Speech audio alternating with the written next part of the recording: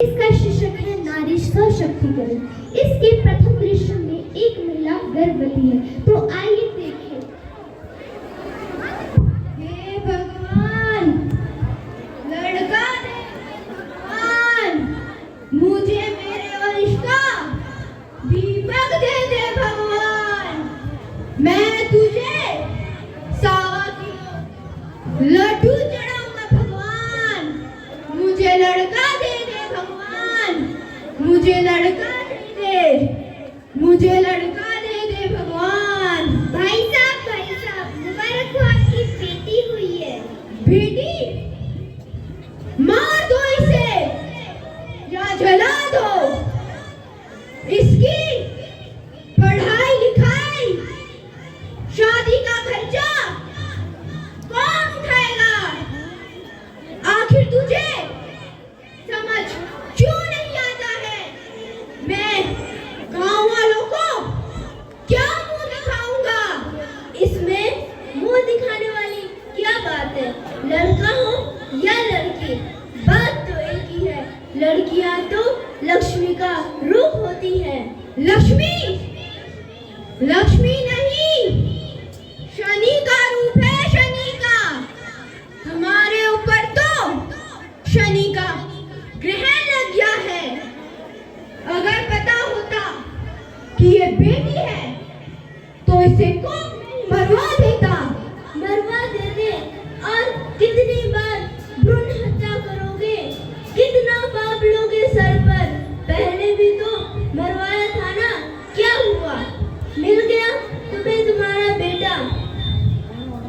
इसकी पढ़ाई लिखाई और शादी का खर्चा मैं उठाऊंगी, इसका पालन पोषण मैं करूंगी। ठीक है, आज से तू और तेरी बेटी मेरे लिए मर चुके हैं, मर चुके हैं। नहीं, ऐसा मत कहो।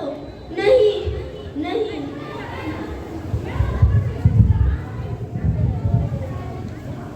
आनंदीबाई जोशी कैसे बनी एक सामान्य महिला से भारत की प्रथम डॉक्टर महिला?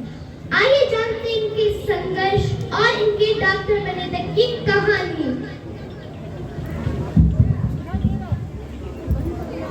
हे भगवान। अजी, क्या बात है? आप इतने परेशान क्यों दिख रहे हो? परेशान तो दिखूंगा ही, आखिर एक बेटी का बाप जो ठहरा। तुझे कहा था ना बचपन में ही उसे मार दे, परंतु तू ही नहीं मानी। अब वह मेरे कंधों पर बोझ बनकर बैठी है। उसके हाथ पीले कराने का समय आ चुका है। पर हमारी आनंद तो केवल 9 साल की है।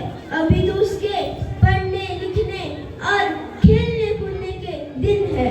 देख पार्वती, लड़कियां एक पराया धन होती है।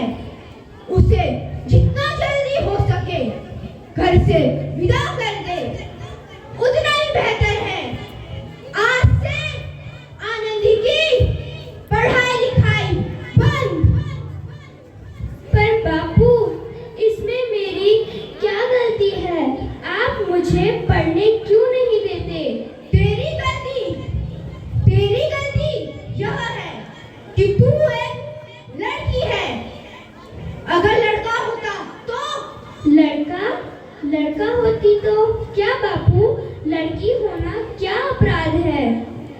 मुझे पढ़ लिख कर डॉक्टर बनना है। ए छोरी, ज्यादा जबान ना चला। ये तेरी जबान अलग से खींचकर बाहर निकाल दूंगा। मैं लड़की हूँ तो क्या हुआ? बेटा और बेटी तो हमारे दोनों आंखों के समान होते हैं। देख आनंदी, तुझे पढ़ना है पढ़, लेकिन सारी उम्र इस बाप के छाती पर बोझ बनकर ना रहियो। मेरी पढ़ाई ना रोको बापू, ना रोको। पढ़ाई पढ़ाई पढ़ाई, आज तो इन किताबों का नहीं बापू, मत पढ़ो बापू, मत पढ़ो। हट छोरी, ये कॉपी किताब सिर्फ छोरों के हाथ अच्छे लगते हैं, छोरों के। तुम छोरियों के हाथ में सिर्फ मेहंदी अच्छी लगती है, मेहंदी। बापू, ये तुमने क्या किया? तुमने मेरी किताबें ही नहीं बापू, मेरी किस्मत फाड़ दी बापू, मेरी किस्मत। चुप कर छोरी, और यह एहसान मान कि तू अभी तक जिंदा है, वरना बचपन में ही तुझे गला दबाकर मार दिया होता। पर बापू, मुझे चूल्हा जलाना अच्छा ना लगे। चुप कर छोरी, और जितना जल्दी हो सके चूल्हा जलाना सीख ले, उतना ही बेहतर है तेरे लिए। और हाँ, ब्याह तो तेरा होगा, वो भी कल के कल। माँ, बेटी मुझे माफ कर दे। हम औरतों की यही नियति है। अपना जीवन है यही तुम्हारी कहानी। आंचल में दूध, आंखों में पानी। मुझे माफ कर दे बेटी। तेरे बापू के जिद के आगे मेरी एक ना चाले।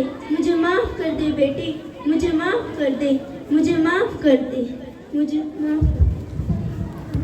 मात्र 9 वर्ष की आयु में आनंदी का विवाह गोपाल राव जोशी से हो गया। बाल विवाह एक सामाजिक कुरीति है जिस कुप्रथा का शिकार आनंदी को होना पड़ा। 5 वर्ष बाद गोपाल राव के घर में एक शिशु ने जन्म लिया। आगे क्या होता है देखते हैं।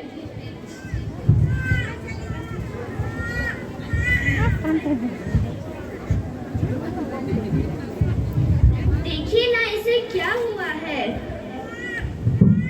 इसका माथा तो अंगार की तरह तप रहा है। इसे बहुत तेज बुखार हो गया है।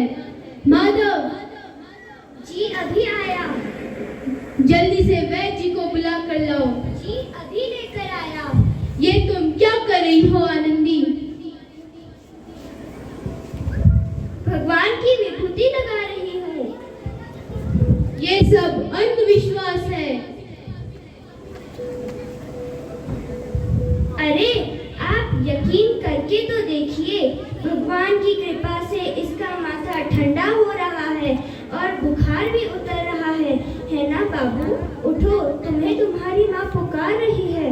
उठो, देखिए ना ये आंखें नहीं खोल रहा। आनंदी, अब हमारा बेटा कभी आंखें नहीं खोलेगा। माधव,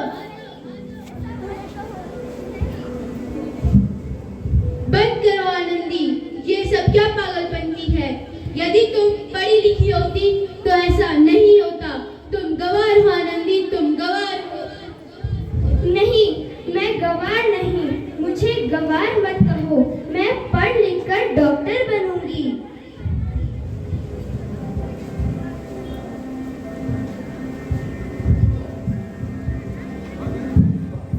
एक तरफ आनंदी के पिता की तबीयत बहुत खराब है। आगे क्या होता है देखते हैं।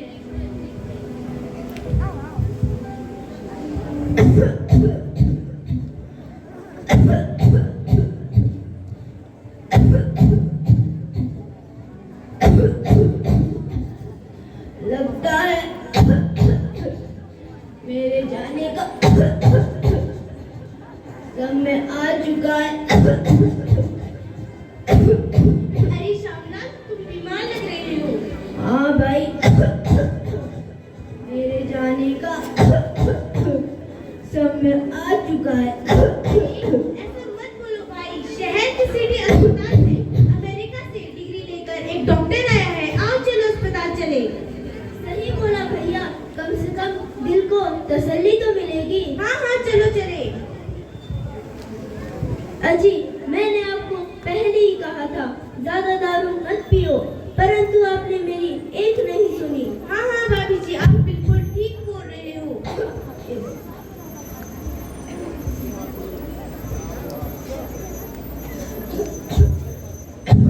डॉक्टर साहब, इस मरीज की हालत बहुत खराब है। श्यामलाल,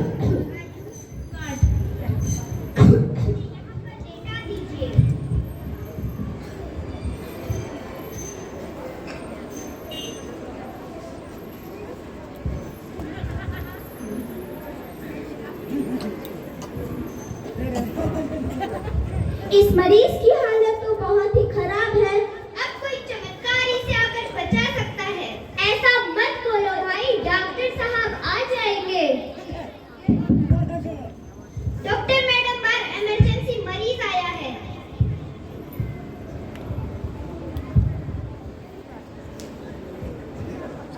इस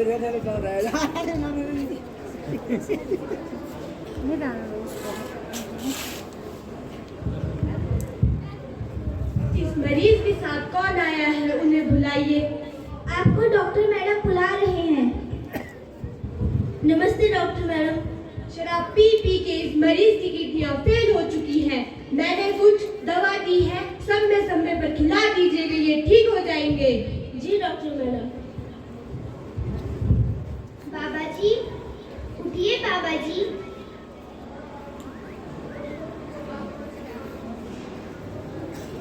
आप ठीक हो जाओगे। डॉक्टर साहब ने मुझे बचा लिया। मुझे मिलना है डॉक्टर साहब से। डॉक्टर साहब नहीं, डॉक्टर मैडम बोलो, डॉक्टर मैडम। उन्होंने आपको जीवन दान दिया है। लो आ गई डॉक्टर मैडम, मिल लो उनसे। डॉक्टर मैडम, आपका बहुत बहुत धन्यवाद। मुझ जैसा गरीब इंसान आपको इसके बदले क्या दे सकता है? वचन चाहिए मुझे कि कभी ये नहीं कहोगे लड़कियां कुछ नहीं कर सकती। वचन? ये कैसा वचन है? अरे श्यामलाल, तुमने अपनी बेटी आनंदी को नहीं पहचाना? आनंदी? मेरी बेटी आनंदी? वो भी डॉक्टर? हाँ बापू, वही आनंदी जिसके लिए तुमने बचपन में चूल्हा और दूल्हा के अलावा कुछ नहीं सोचा। माफ कर दे मेरी बच्ची, मुझे माफ कर दे। मैं तेरा गुनहगार हूँ। नहीं बापू, मैंने तो तेरा एहसान चुकाया है। याद है ना तुझे तेरा एहसान जो तूने मुझ पे बचपन में किया था? ताने सुना कर जीते जी ही मार दिया था। माफ कर दे मेरी बच्ची, मुझे माफ कर दे। नहीं बापू, वही आनंदी जिसके हाथ पीले करके तू उसकी सारी जिंदगी काला करना चाहता था। माफ कर दे मेरी बच्ची, मैं तेरा गुनहगार हूँ, मुझे माफ कर दे। लड़का और लड़की में भेद करना तो हमारे इन आंखों में भेद करने के समान है बापू। उपकार मानता हूँ मैं तुझ जैसी बेटी का, जिसने सारी उम्र मुझसे कुछ ना मांगकर सिर्फ बराबरी का दर्जा मांगा। बल्कि सत्य तो यह है कि मैं तेरे माफी के भी लायक ना।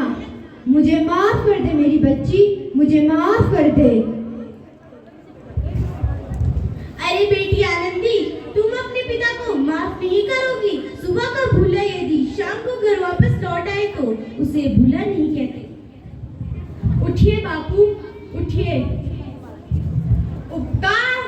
उपकार तो मैं मेरे पति गोपाल राव का मानती हूँ, जिसने मुझे पढ़ने के लिए अमेरिका भेजा। अब मैं गंवार नहीं रही।